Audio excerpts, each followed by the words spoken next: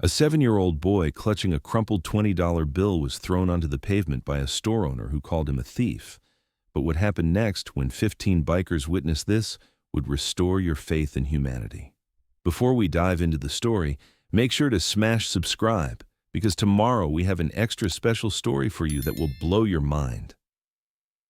The glass door of Miller's Hardware flew open with such force that it cracked against the brick wall. Marcus, a burly store owner with arms like tree trunks, literally picked up the small boy by his collar and tossed him onto the sidewalk. The child hit the concrete hard, skinning both knees through his torn jeans.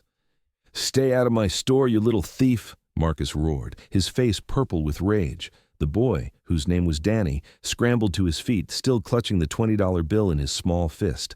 Blood trickled down his legs, mixing with tears that he tried desperately to wipe away. At 7 years old, Danny had already learned that crying in public only made things worse. What Marcus didn't know was that 15 members of the Iron Wolves Motorcycle Club had just parked their bikes across the street.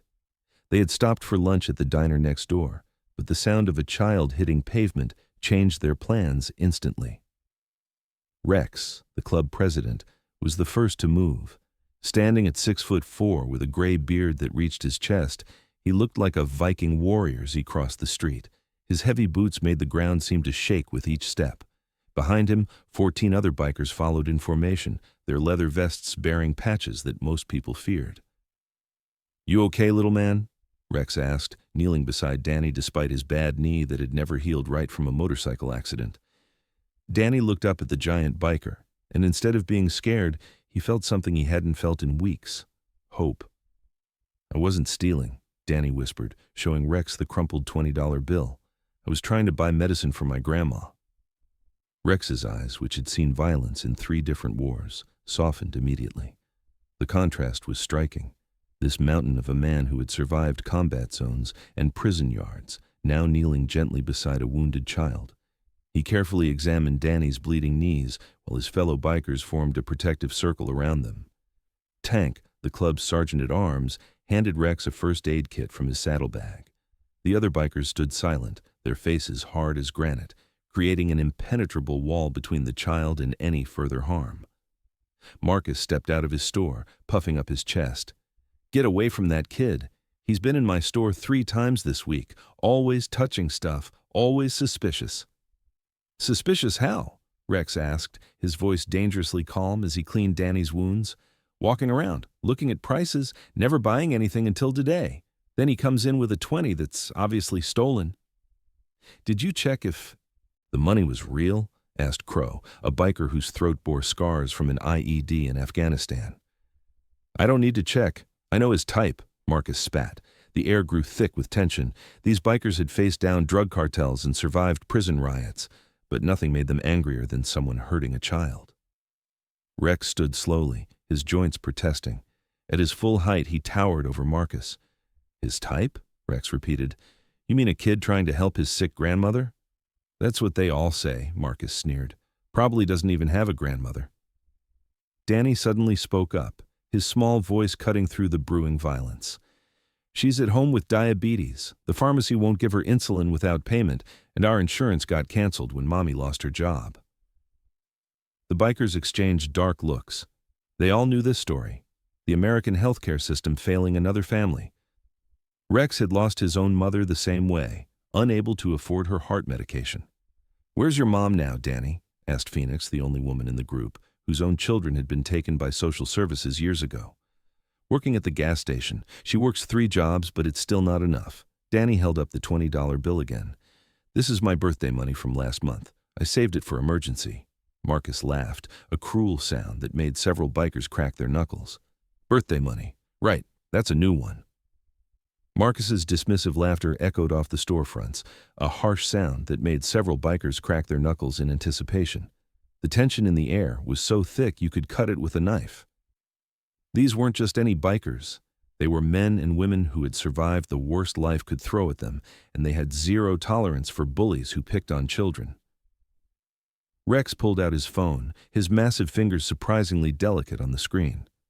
"What's your mom's name, Danny?" "Jessica Williams. She works at the Shell station on 5th Street." While Rex made the call, Tank stepped closer to Marcus. At 300 pounds of solid muscle, Tank cast a shadow that swallowed the store owner whole. You threw a 7-year-old child onto concrete because you thought he might be stealing. Do you have any idea what that makes you? Marcus tried to stand his ground. I'm protecting my business. You bikers wouldn't understand honest work. Several bikers laughed at that. Crow pulled out a business card. I own 3 auto shops. Phoenix showed her badge. Paramedic. Others revealed their own legitimate careers.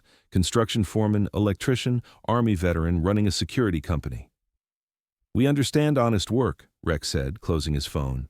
Just got off with Jessica Williams. She confirms everything Danny said. She's been saving pennies to buy insulin, and today was supposed to be the day. Danny tugged on Rex's leather vest. The insulin costs $60, but Mr. Marcus sells testing strips for $20. Grandma needs to test her blood or she gets really sick. The full picture became clear. This child had been coming to the store, carefully checking prices, trying to figure out what he could afford with his precious $20 to help his dying grandmother, and Marcus had thrown him out like trash. Show me your security footage, Rex demanded. I don't have to show you anything, Marcus replied, but his voice wavered. No, you don't, Rex agreed, but Officer Daniels might want to see it. He pointed to a police car that had just pulled up. The officer who stepped out wore a leather vest under his uniform, a weekend rider who knew the Iron Wolves well. What happened next exposed a truth darker than anyone expected. Officer Daniels reviewed the security footage on Marcus's system. It showed Danny carefully counting money, comparing prices, never touching anything inappropriately. But it also showed something else. Marcus had been overcharging elderly customers for months, adding taxes that didn't exist. This is fraud, Officer Daniels said quietly. Elder abuse is a felony. Marcus's face went white. I can explain it downtown, the officer said, reaching for his handcuffs. But Danny surprised everyone. Wait, he said, stepping forward. Don't arrest him. Everyone stared at the 7-year-old boy who had every right to want revenge. Danny looked up at Marcus with wisdom beyond his years. My grandma says holding hate in your heart makes you sick. Maybe Mr. Marcus is sick in his heart. The parking lot fell silent. Hardened bikers who had done terrible things in their lives stood humbled by a child's forgiveness. Rex knelt back down beside Danny. You're a better man than most, little brother. Can we just help my grandma? Danny asked. That's all I wanted. What happened next will turn this entire story upside down, reveal a truth nobody expected, and remind us why sometimes the smallest acts of kindness create the biggest waves.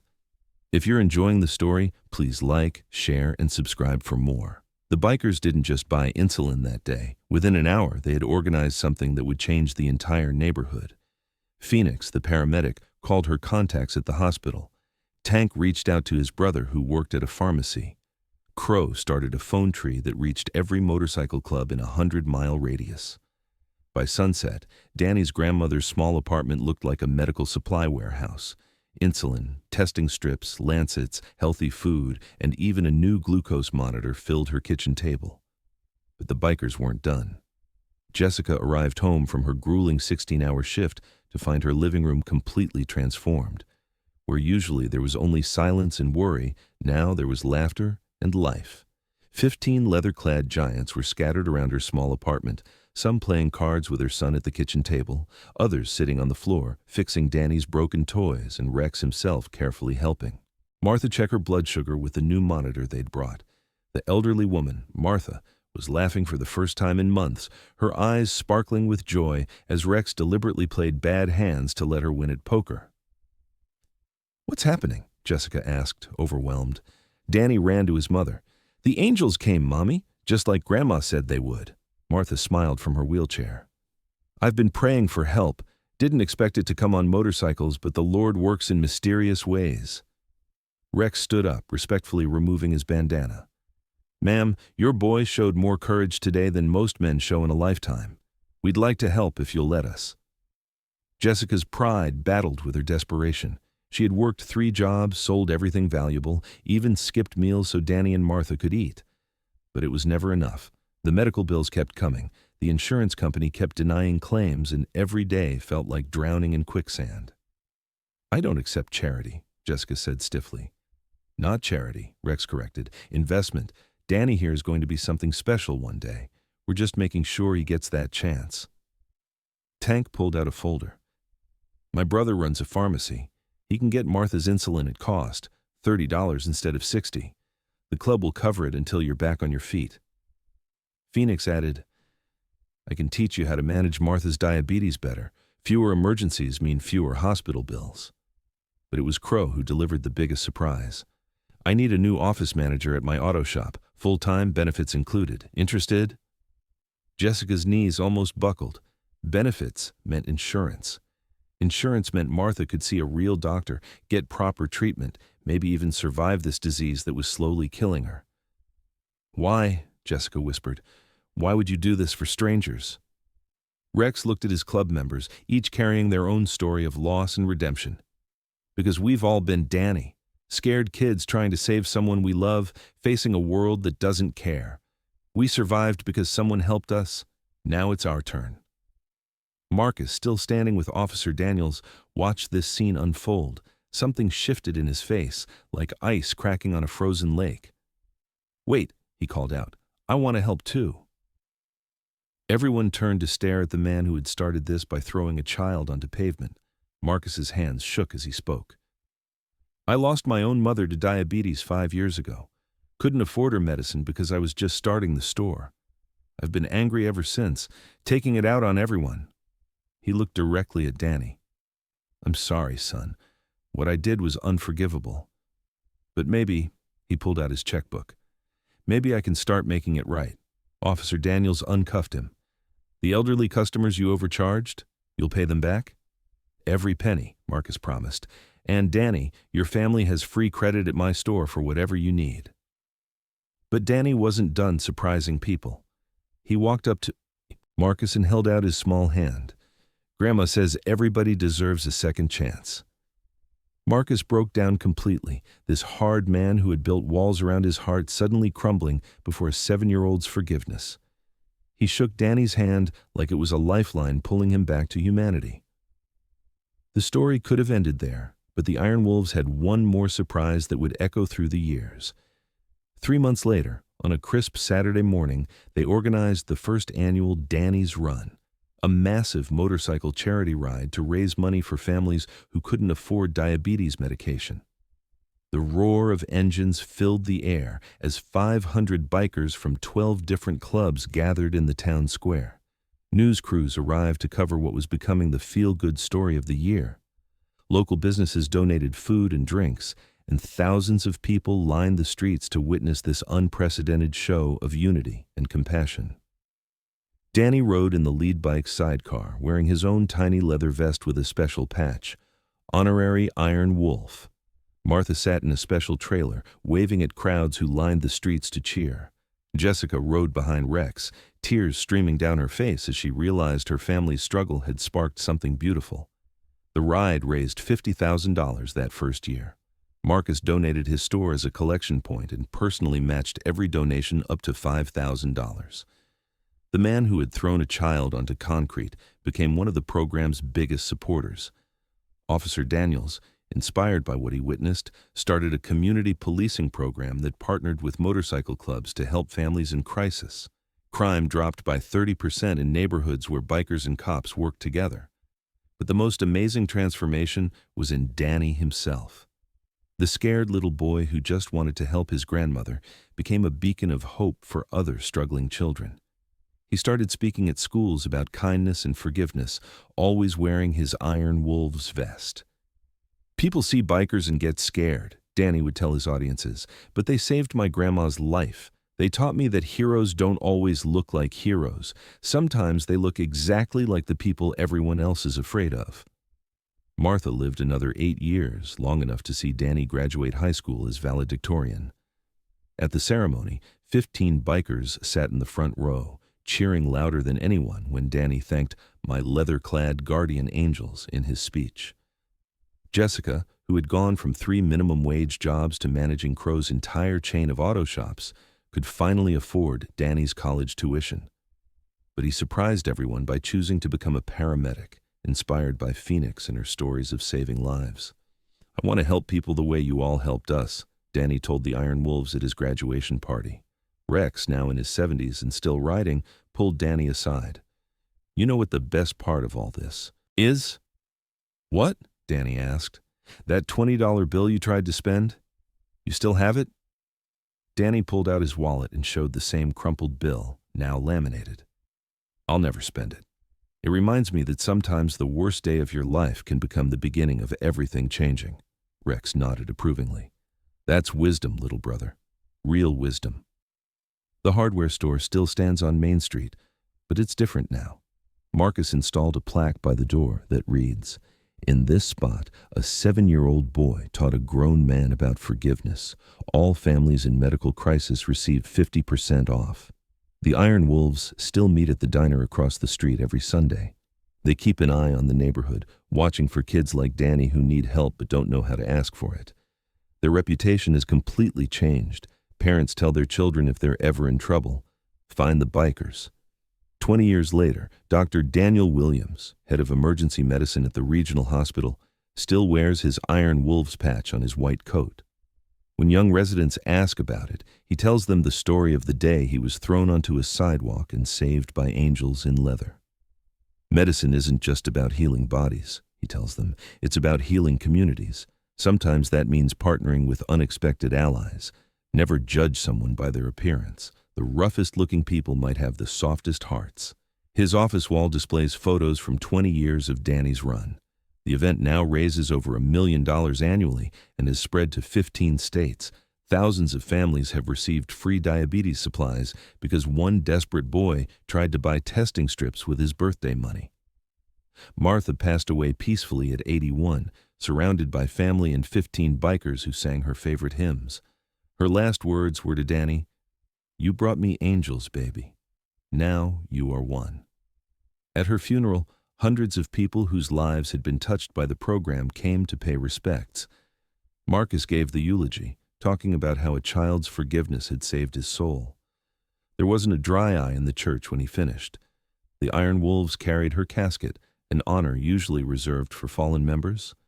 As they lowered her into the ground, Rex placed a $20 bill on the coffin, the same type of bill that had started everything.